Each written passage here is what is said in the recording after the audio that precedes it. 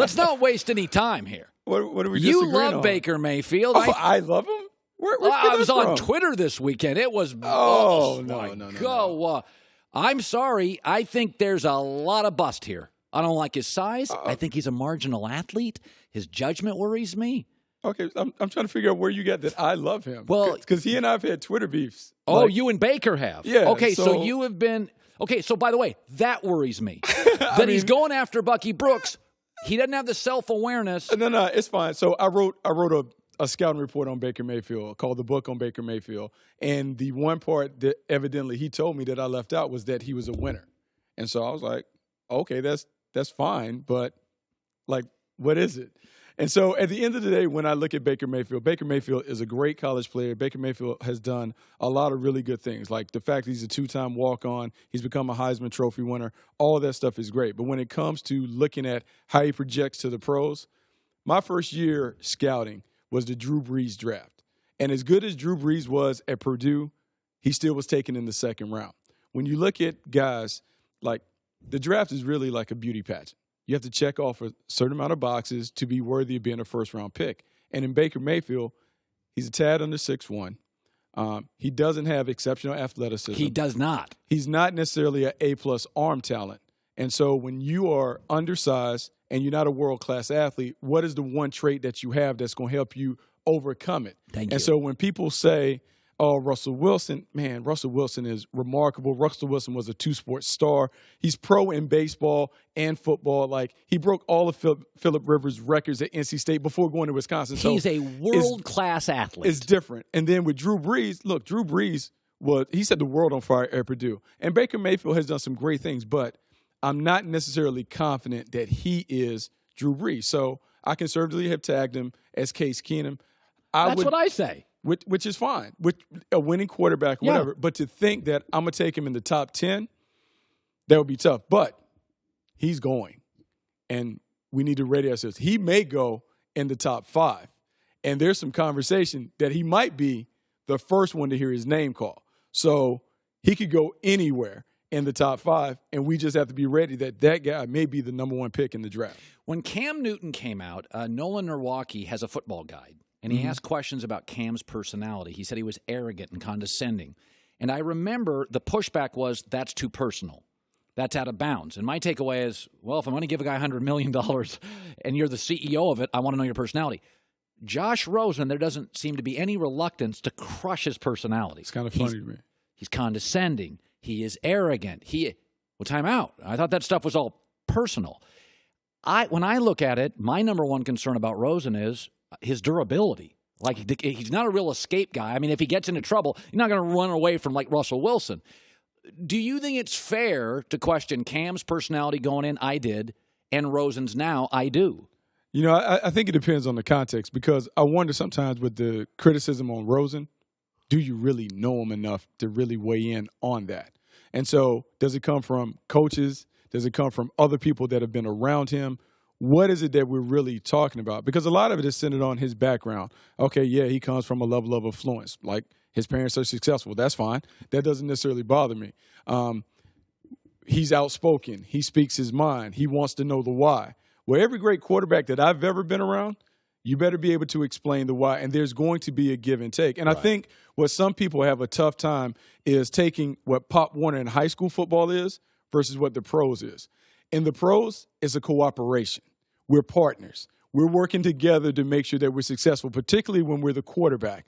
Tom Brady has a say when it goes back and forth with Josh McDaniels. The great quarterbacks do. And so for Josh, having coached Josh at events, having coached against Josh in high school, highly intelligent, very cerebral, wants to know the ins and outs. Because for some of those guys, when they know the whys, then they can pick you apart, much like Peyton Manning and the others. So I don't think his personality is as bad as it appears, but I do know for old school guys, traditionalists who aren't necessarily used to dealing with millennials who want to know the whys, it can rub them the wrong way if it's not managed properly. Well, you know what? If your quarterback's smart and asks questions and he's great, deal with it. Like sometimes coaches, you got to deal with it.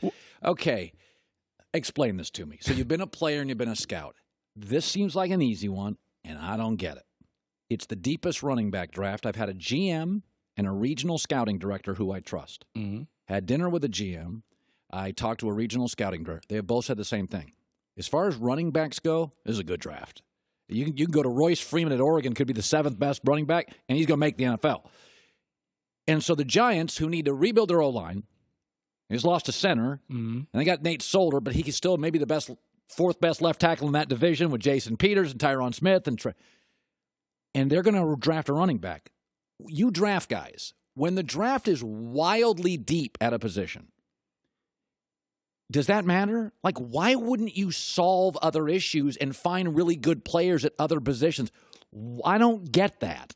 You have to grade the players for what they are. And I'm going to tell you, Saquon Barkley and Bradley Chubb are the 2 best players in this draft. You think they're the 2 best players? 2 best players in the draft, and it's not close. Like, those guys are outstanding. And with Saquon Barkley, he is the best because when you go down and you look at what Saquon Barkley is, character is exemplary. You can't find the guy who can say anything negative about him. Great worker, overachiever. We always talk about finding blue chip talents with blue collar mentalities. That's who Saquon Barkley is.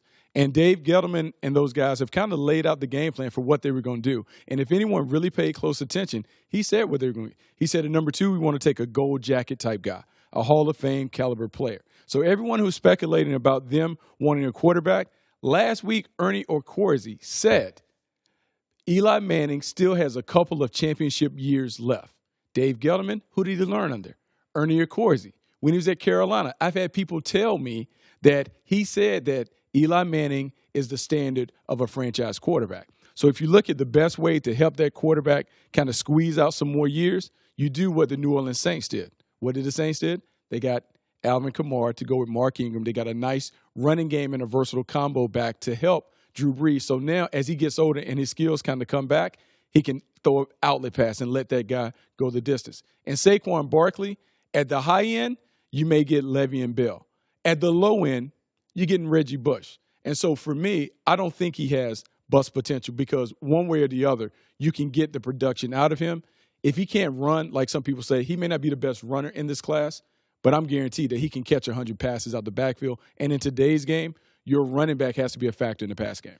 And finally, Bucky Brooks, NFL player and a scout, NFL Network analyst, somebody I absolutely, you got a serious podcast with Daniel Jeremiah, who's also excellent. He's a former scout as well.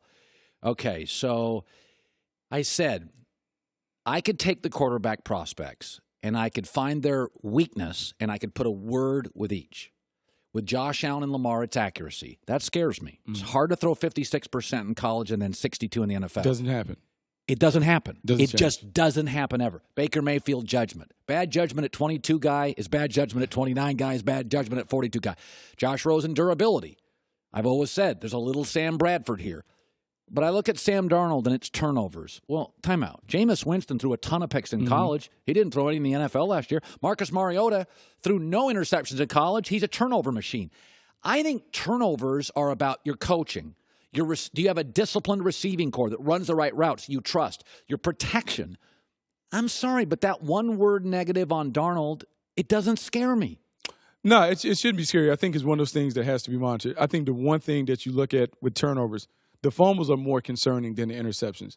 God, I had a great quarterback tell me this one time. If you want me to make this big-time throw in the fourth quarter, you're going to have to live with some of these interceptions that I throw early in games because I have to figure out what I can do and what I can't do.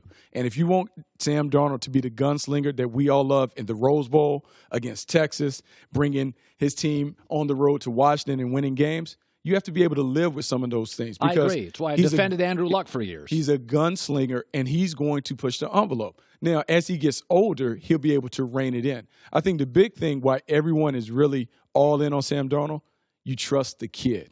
Like, regardless of what happens in a game, the kid is outstanding. He is a hard worker. He is a leader. And as Clay Helton told me, he gives his teammates hope. What you're looking for in a franchise quarterback is on offense or defense, you want everyone to say, man, if we just get the ball back to Sam, we have a chance. Right. And that's what Sam Darnold is, and that's what he does. And because of that, I think you can buy into him being a franchise quarterback. Who would you take number one? You're a former scout and a player. You do this for a living. Who would you take one? At Cleveland, I would take Sam Darnold. I think Sam Darnold is the best fit for them. I think he is the right guy. I think he has the leadership ability. Is he a perfect player? No. But in terms of getting it done, I think he will find a way to be successful as a franchise quarterback. Great stuff. Thanks for watching. Subscribe here to get the latest from the show. Also, be sure to check out more of the best clips from The Herd or go watch a few segments from our other shows on FS1.